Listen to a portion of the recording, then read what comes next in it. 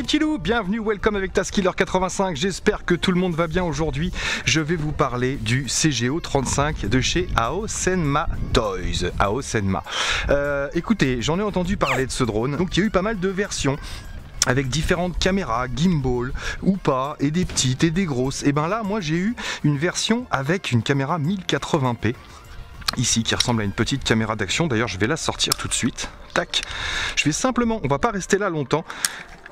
Hop, on va tout de suite partir voler à la plaine des sports pendant qu'il y a un petit peu de temps en temps nuages, de temps en temps soleil. En tout cas, il y a un petit peu de vent. C'est la journée idéale pour tester ce petit engin. Donc tout de suite, j'ai eu avec cette petite caméra 1080p. On a une prise USB, mais qui est simplement une prise de charge. On n'a pas accès aux données de la carte ici, et un petit emplacement pour une carte mémoire, et un bouton tout simplement pour la mise en route. Et comme d'habitude, vous avez sur l'application Aosenma, vous avez tout de noté, vous avez le QR code bien sûr dans la boîte, pour vous connecter à cette caméra.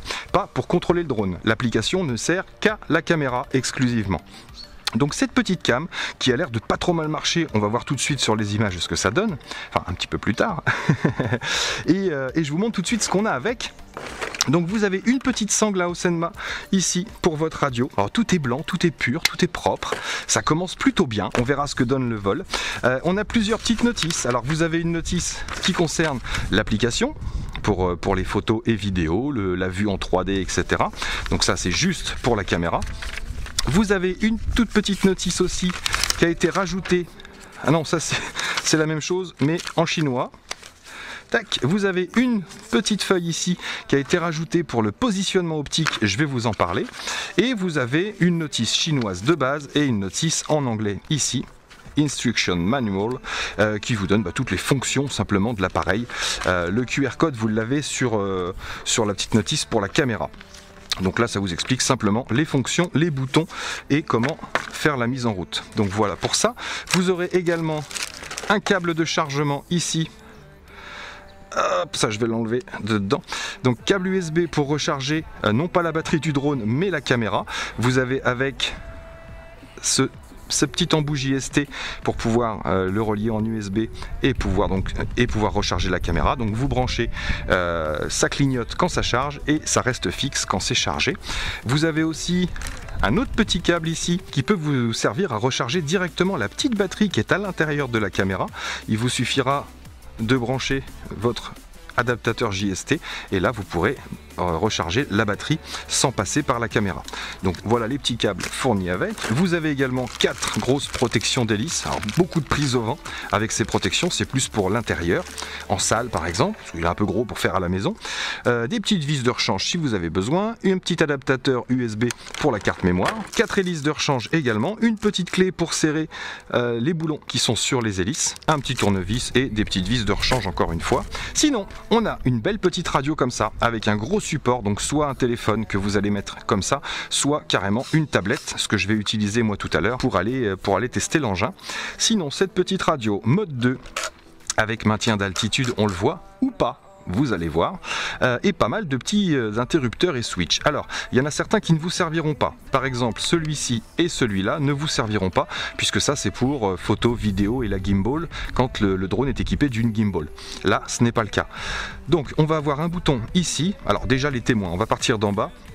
Les témoins, quand vous allez l'utiliser, ils vont s'allumer s'il y a un problème. S'il n'y a pas de problème, ils seront éteints pendant l'utilisation. Sinon, vous avez un témoin pour le GPS de la radio, un témoin pour le GPS du drone, un témoin pour le bind, quand vous voulez binder, si par exemple il est débindé.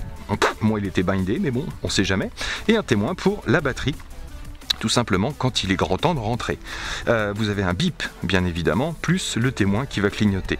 Ensuite, on a ce bouton central qui va servir à décoller ou atterrir automatiquement en mode GPS. Il suffira d'appuyer 3 fois, 1, 2, 3, pour décoller automatiquement et se stabiliser, ou vous rappuyez 3 fois pour l'atterrissage et qu'il stoppe les moteurs. On a ici un mode 2 de base. Sur ces sticks, on a également l'arrêt d'urgence, c'est-à-dire les deux dans les coins ici, ou le démarrage automatique, les deux dans les coins opposés, et ensuite vous décollez simplement avec le throttle. On va passer derrière, vous avez un bouton pour les vidéos, un bouton pour les photos, et là c'est pareil, ça ne fonctionnera pas puisque cette caméra n'est pas reliée au drone. Vous avez des branchements sous le drone, mais celle-ci n'est pas reliée au drone, donc la caméra se commande exclusivement avec la tablette, donc pas pour celui-là. À droite ici vous avez donc le bouton de bind sur le switch C, donc là pour rebinder si jamais vous êtes déconnecté du drone, vous appuyez sur le bind, vous mettez en route la radio. Ici vous allez avoir le témoin qui clignote. Et à ce moment-là, vous enclenchez la batterie et le drone va se connecter directement. Juste à côté, on a le mode Follow Me. Donc ça, on verra ça ensemble sur le terrain. Et vous avez 2 switches, 3 positions. Alors, ils sont assez importants ces switches. On voit tout en haut ici normal. Alors normal, c'est la position sans GPS et sans maintien d'altitude. Si vous décollez dans cette position-là, déjà vous ne pourrez pas décoller en automatique. Il va falloir décoller en manuel, forcément. Et ensuite, vous n'avez non seulement pas de GPS, mais pas de maintien d'altitude. Donc, si vous lâchez le stick de gauche, le throttle comme ça, le drone va se coucher. Il va falloir sans arrêt maintenir la puissance du drone pour le tenir en hauteur. On testera tout ça. Position numéro 2 sur le switch B, c'est le GPS. Donc là, c'est la position à adopter pour toutes les fonctions, que ce soit le Follow Me ou le Circle. Parce qu'il y a un circle mode, ouais. Et tout en bas, le retour automatique. Bien sûr, il faut être parti en GPS pour avoir le retour automatique. Et je vous parlerai du retour automatique pendant le vol. À droite, on a donc position normale tout en haut. Altitude hold, c'est le maintien d'altitude, mais quand vous êtes en GPS. Si vous êtes en mode normal, il n'y a plus d'altitude hold. Pensez-y. Juste en dessous, le mode circle, quand vous êtes en GPS, et tout en bas le headless mode tout simplement. Donc là pensez bien sûr à l'initialiser. Donc pour ça je vais vous expliquer les 2 petites manips qu'on a pour les calibrages. Vous avez un calibrage pour le compas, donc là il va falloir asticoter ce petit joystick de la position normale à la position GPS, à peu près 5-6 fois comme ça, et vous revenez en position GPS. Là le drone va clignoter, il faudra simplement faire 5-6 tours dans ce sens-là, à l'horizontale, jusqu'à ce que les lumières arrêtent de clignoter, tout bêtement. C'est tout simple. Ensuite, vous avez le calibrage du gyroscope. Donc là, c'est le switch de droite. Pareil, vous allez faire des petits mouvements sur simplement les 2 premiers crans. Et dès que ça va se mettre à clignoter en dessous, c'est le drone qui va s'initialiser pour le gyroscope. Et là, vous serez prête à décoller. Donc voilà pour toutes les fonctions de cette petite radio. Ça a l'air complexe comme ça, mais en vol, bien sûr, moi je vais switcher sur tous les modes, mais vous n'êtes pas censé tout faire sur une seule batterie, forcément, parce que ça fait quand même pas mal de choses à tester. On voit sur cette radio qu'on a un port ici. Donc je n'ai pas testé, mais peut-être que cette radio peut se connecter à un simulateur par exemple, je ne sais pas, je testerai ça un peu plus tard et je vous en reparlerai. Donc pour le drone, on a 4 bons moteurs brushless. Bien sûr, vous aurez toutes les spécificités dans la vidéo comme d'habitude. Toutes celles qui sont à ma disposition en tout cas. Vous avez une bonne petite batterie en 2S 3200 mAh, donc en 7 volts 4. Donc ça nous laisse une bonne petite autonomie, on verra pendant le vol. On a en dessous, donc bien sûr la nacelle support pour la caméra taille GoPro, donc vous pouvez installer une caméra d'action à l'intérieur sans problème. Si ça nage un peu, comme ici, vous voyez moi j'ai collé un petit bout de mousse pour que ça force un peu dans la boîte, comme ça vous n'avez pas de vibration. Ensuite on a notre positionnement optique qui est là, ça a été rajouté, puisque c'est en plus de la notice apparemment. Je ne sais pas s'ils l'avaient tous. Mais moi j'ai reçu avec le lien que je vous mettrai, bien sûr le lien sera dans la description, moi j'avais ce petit positionnement optique. Donc vous fixez, vous mettez en place les 2 pieds, il y a 2 vis par pied, donc vous en mettez une, et en fait le positionnement optique va venir se fixer tout simplement dans la 2e vis des pieds, et vous n'aurez plus qu'à le brancher sur la première connectique. On a une 2e connexion juste à côté qui est pour une gimbal, pour la version avec une nacelle orientable, et juste au-dessus un branchement pour une caméra. Ça c'est certainement pour le modèle avec la caméra FPV qu'on va pouvoir déclencher ou pas à distance. Donc des LED sous les 4 moteurs et également à l'extrémité des bras, ce qui fait qu'il est beaucoup plus visible. Selon l'orientation, même de dos, on voit pas forcément celle-ci, mais vous verrez celle-là, donc il est assez visible. Des pieds bien souples, avec des petits tampons amortisseurs, donc pas de souci pour le poser. Moi personnellement, j'ai trouvé qu'il était d'une bonne stabilité. Faut vraiment le vouloir pour le coucher. Encore une fois, vous avez les protections d'hélice si vous n'y arrivez pas. Mais en atterrissage automatique, franchement, il se débrouille plutôt bien. On a également une prise USB ici. Donc ça, je pense aussi que ce sera pour une prochaine mise à jour du firmware, parce qu'il n'y a aucune... sinon il n'y a rien qui se passe si vous le connectez pour l'instant. Et puis on a une super belle antenne GPS. Alors je sais pas si le GPS est réellement dedans, je ne l'ai pas ouvert, mais en tout cas ça fait une belle poignée pour le transporter. Et j'ai oublié de vous parler de ces beaux yeux bleus. Donc des super petits yeux bleus en façade qui permettent de le repérer aussi dès qu'il est en face de vous. Donc voilà, pas de bouton on-off pour cet engin. Dès que vous clipsez la batterie, c'est en route tout simplement. Donc je crois qu'on a vu un petit peu tout ce qu'il fallait qu'on voit. Donc direction la plaine des sports, c'est parti. Allez, let's go. J'espère que vous avez tout compris aux explications que je viens de vous donner. Maintenant, on va voir si les fonctions fonctionnent, tout simplement. Allez, c'est parti pour la mise en route. Tac, c'est parti. On va mettre en route la caméra. Voilà, on a la petite lumière bleue derrière. Donc dedans, j'ai mis une carte mémoire. Alors, la vidéo fonctionne très bien sur carte mémoire, et heureusement parce que c'est lourd. Mais la photo, moi, ne fonctionne pas sur carte mémoire. Donc si je veux prendre des photos, eh ben, soit je les prends à partir de la vidéo, tout simplement, ou alors il va falloir retirer la carte mémoire pour prendre les photos. Et là, les photos seront sauvegardées sur la tablette ou le téléphone. Alors forcément, il n'y a que lui ici en Wi-Fi, donc il s'est connecté directement. On va pouvoir lancer l'application AOSenma, connexion. Voilà, alors surtout pas appuyer sur le bouton photo à ce moment-là, parce que sinon ça fait tout bugger. Hop, on a le retour vidéo, c'est parti.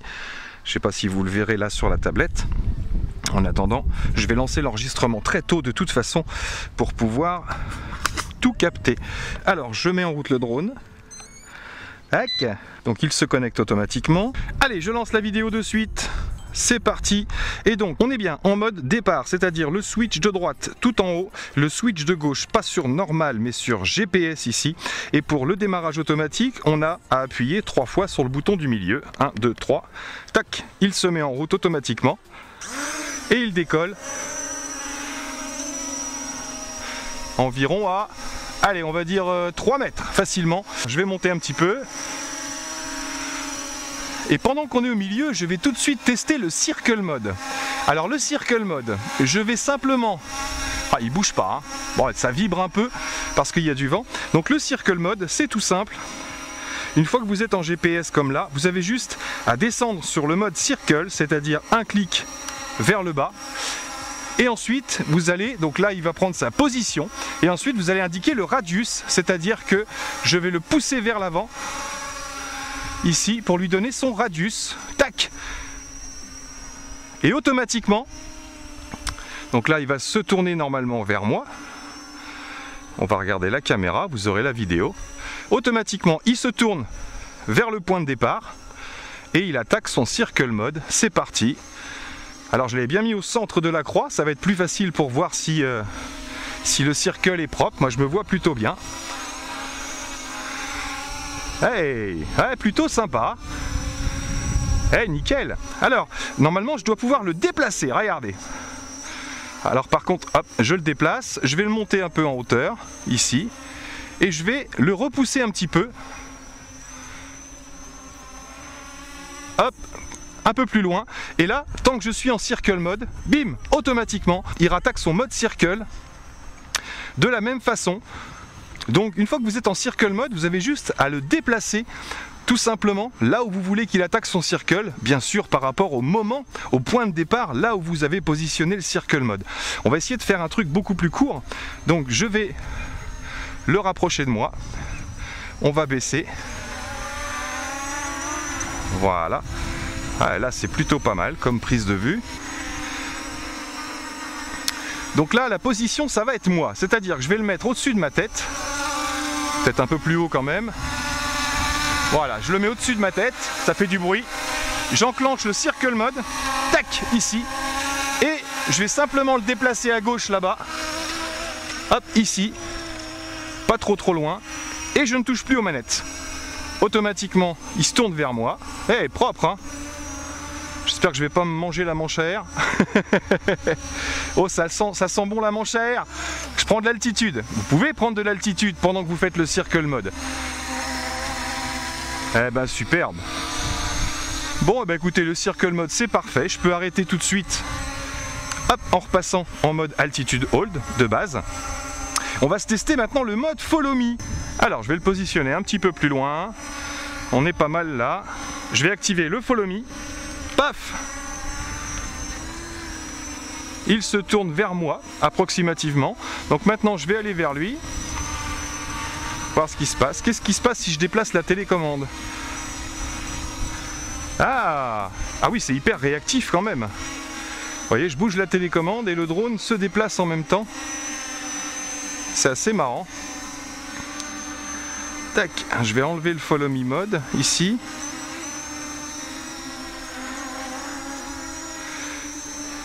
Alors je vais le mettre complètement dos à moi, voir ce qui se passe. J'enclenche le Follow Me. Il se tourne vers moi. C'est parti. Alors je vais avancer vers lui. Eh ben il s'en va. Ah, je peux faire un petit reportage. Ah oui, je peux même cadrer, regardez. Je pousse la radio à gauche. Je pousse la radio à droite. Automatiquement. Et là il me regarde. Alors si je m'en vais, qu'est-ce qui se passe? Est-ce qu'il me suit? Eh ouais, il a l'air de me suivre quand même.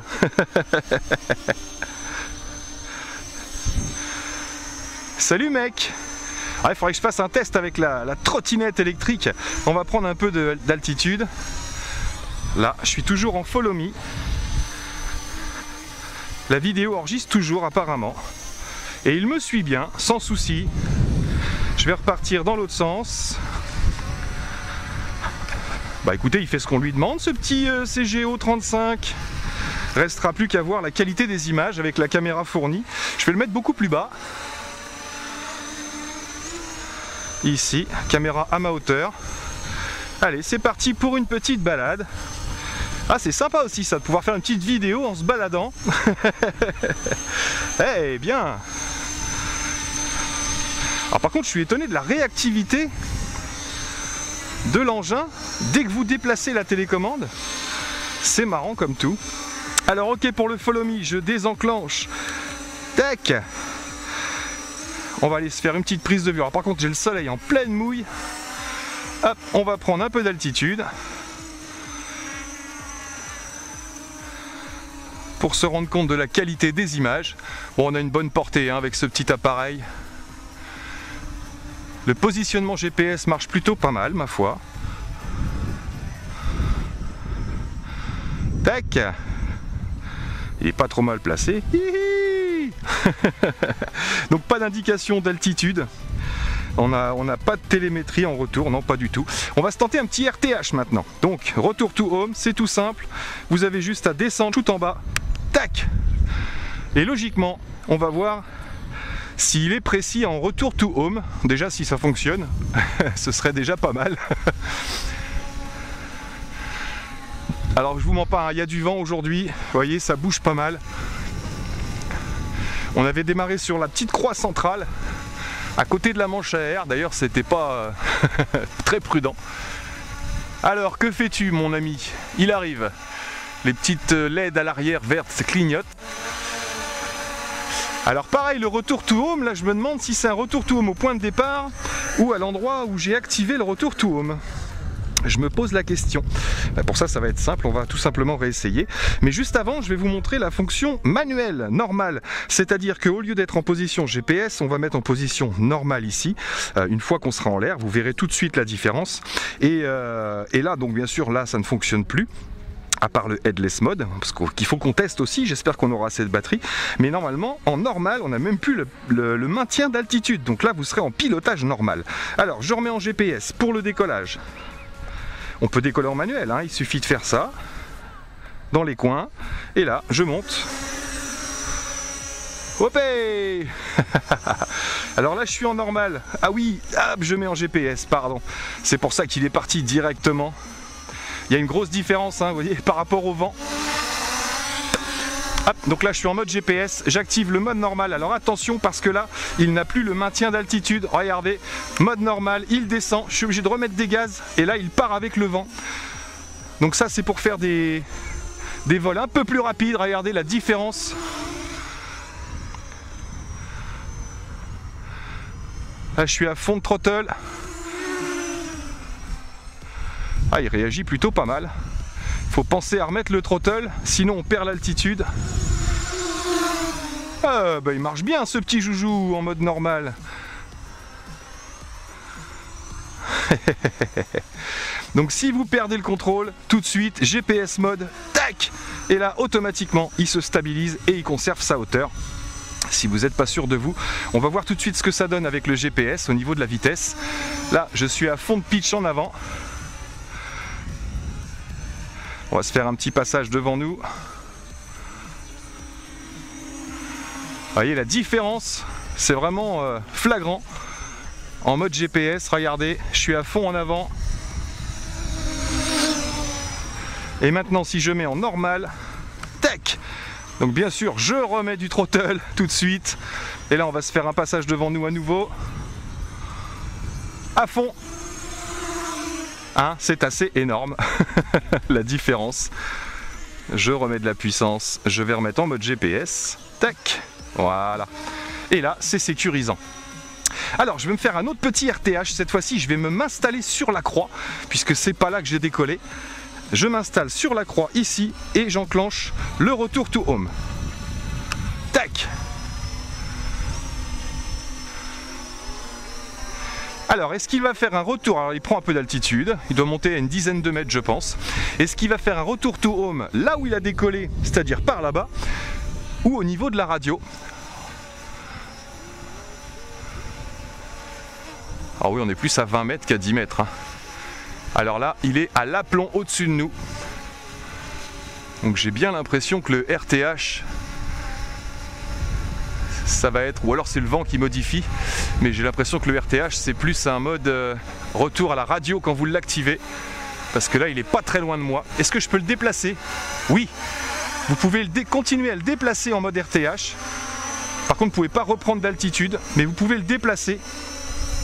Je vais enlever le mode RTH, je remets en mode GPS. Et je vais me faire une dernière tentative pour être sûr. En tout cas, tous les modes fonctionnent, je suis assez content. Donc là, on va se poser ici. On va même tester le mode atterrissage automatique. Donc là, je suis en GPS, j'appuie 3 fois, 1, 2, 3. Il se pose automatiquement. Au niveau de l'autonomie, on est pas mal. On est posé. Alors, je vais orienter la caméra un peu plus en mode FPV. Même si c'est pas fait pour le FPV, mais au moins pour la prise de vue, pour voir ce que ça donne. Donc je monte légèrement. Vous voyez, j'ai mis un tout petit angle ici, à peu près 10 degrés. Tac. On va démarrer en mode GPS, bien sûr, en décollage automatique. Donc là, on est loin du centre. J'active le décollage automatique. Je ne bouge pas. Le vent se lève, vous voyez, hop, tout de suite, il a pris un petit écart au décollage, mais après il se maintient bien, il ne bouge pas. Ok, alors bah, c'est tout simple. Maintenant qu'on a fait le décollage ici, moi je vais aller me mettre près du drapeau et je vais enclencher mon retour to home. Dans 3, 2, 1, tac. Alors, que se passe-t-il? Va-t-il se reposer là où je l'ai fait décoller ou va-t-il venir à la radio? Donc il reprend un peu plus de 10 mètres hein, quand même, j'ai l'impression qu'il monte à peu près à entre 20 et 30 mètres d'altitude, ouais c'est ça. Je peux pas mesurer là mais... Eh ben oui, donc vous le saurez, le retour to home correspond à la radio. Et maintenant si je me déplace... Ah, j'ai des petits bips, batterie, ça y est, donc je vais éteindre l'enregistrement. Tac.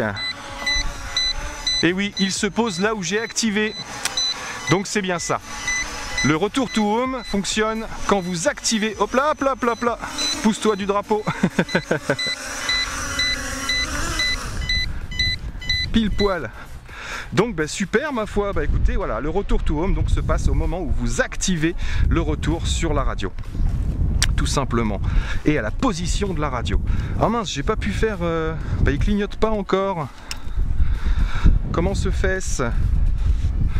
Moi j'ai envie de voir les images un peu en position FPV. Allez, je me retente un décollage. Je suis un fou, je suis un malade. Il redécolle. C'est parti. Voilà. Et on va se prendre quelques images en mode normal. Alors j'enclenche aussi le headless mode. Tac. Ici, je vais à gauche. je vais à droite, je tire vers moi et je pars en rotation sans problème. Donc le headless mode, vous le savez aussi, ça permet de ramener l'engin. Si vous êtes perdu, vous savez plus trop dans quel sens il est de loin, vous mettez le headless mode et vous tirez vers vous. Tant que vous ne vous êtes pas déplacé, ça fonctionne impeccable. Donc moi c'est pas ça que je voulais tester. C'était le mode normal avec la caméra. Hop, c'est parti.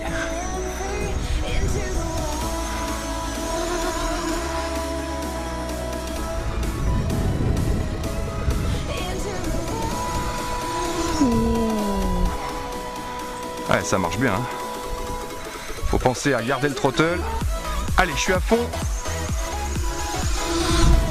Wow. Excellent. Donc là, le vent souffle, hein. C'est plus du tout la même chose. En mode normal, on n'a plus d'assistance du tout. Allez, c'est la fin. Je me remets en mode GPS ici. Et je vais simplement faire atterrissage automatique 3 fois. Et on se pose.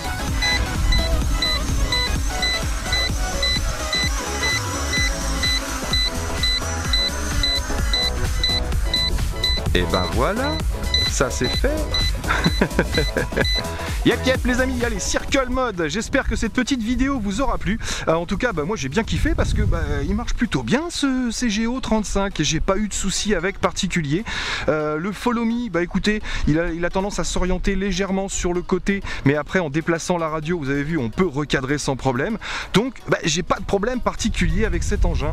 Le retour home, c'est un retour home à la radio au moment où vous l'activez et à l'endroit où vous l'activez. Donc mis à part ça, moi j'ai pas de soucis avec le CGO 35. Voilà, je valide personnellement un double GPS avec Follow Me, avec Circle, avec Headless, avec un petit peu toutes les fonctions d'un double GPS à ce prix là. Écoutez, chapeau à Osenma. J'avais pas testé, je valide. Allez, à bientôt dans mes vidéos, portez-vous bien, ciao ciao.